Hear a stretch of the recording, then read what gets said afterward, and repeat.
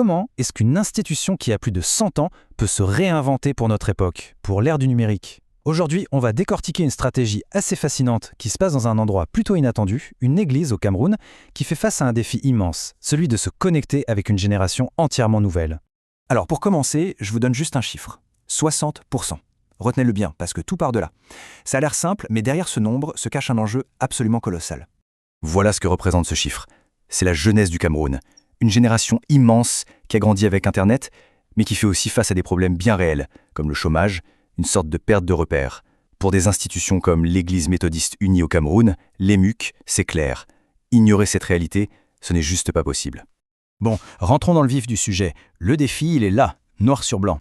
Pour que l'EMUC puisse grandir, pour qu'elle devienne une organisation autonome, il faut absolument qu'elle trouve le moyen de parler à cette jeunesse. Une jeunesse qui vit, qui pense et qui communique en ligne.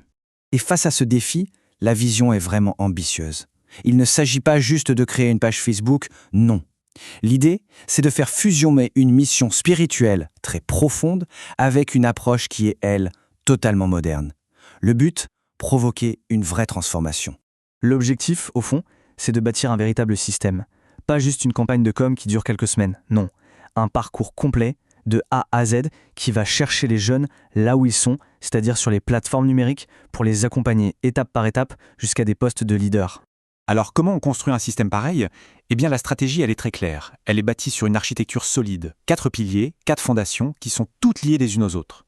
Et voici ces 4 piliers. D'abord, l'évangélisation numérique. C'est la porte d'entrée, le premier contact. Ensuite, le discipulat, pour que la relation devienne plus profonde. Après ça, on passe à la vitesse supérieure, le développement du leadership, pour former la relève. Et tout ça mène au but final, l'expansion de l'Église, le résultat concret de tout le processus. Et c'est là que ça devient super intéressant. L'UMUC ne fait pas ça toute seule. Tout repose sur un partenariat stratégique. D'un côté, on a l'UMUC qui apporte, disons, la structure, l'ancrage local, le squelette. De l'autre, on a Campus pour Christ qui amène la méthode, le savoir-faire, les processus. C'est vraiment l'alliance de la structure et de la méthode. Et cette formule, elle résume tout parfaitement. C'est une synergie. Ce n'est pas juste une addition, c'est une multiplication des forces. La structure solide de l'Église, combinée à une méthode qui a fait ses preuves, ça a un objectif, créer une croissance accélérée. Mais alors concrètement, comment on passe d'un simple like sur les réseaux sociaux à un vrai leader dans sa communauté? C'est là qu'intervient le moteur de tout le projet. Un parcours de transformation, un pipeline très précis. Et voilà les 7 étapes. Tout commence par un contact, que ce soit en ligne ou sur le terrain. Ensuite, on capture les informations, bien souvent via un simple formulaire WhatsApp. Après une étape de qualification, la personne est intégrée dans un groupe. Et c'est à ce moment-là que le vrai travail de discipulat et de formation commence pour aboutir, à la fin, au leadership. C'est un chemin qui est clair, net et reproductible. C'est bien beau d'avoir une grande vision et un super processus, mais sans un plan d'action, ça reste des idées en l'air. Et ce projet, lui, il est très solidement ancré dans le réel, avec un calendrier précis et un budget bien défini. Le plan de match, il se déroule sur 1 an, et il est découpé en 4 phases très logiques. On commence par la mise en place et la formation.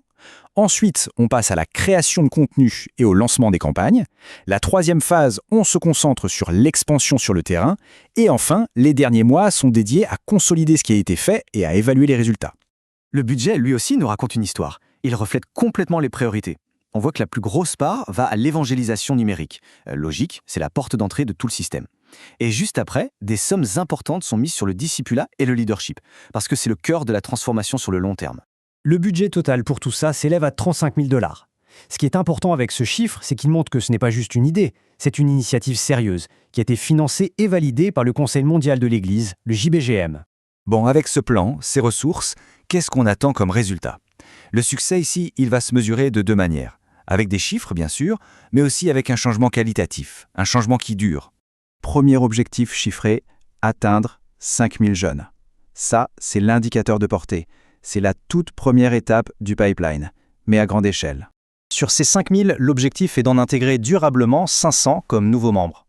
Là où mesure l'engagement, on mesure le passage du simple contact à une vraie implication. Et là, on touche au cœur du réacteur. Le but ultime de tout ce parcours, ce n'est pas juste d'avoir plus de monde, c'est de former 50 nouveaux leaders. Ce sont eux le futur. Ce sont eux qui vont porter la croissance et la vitalité de l'organisation demain. Donc, pour résumer, l'impact final va bien au-delà des chiffres.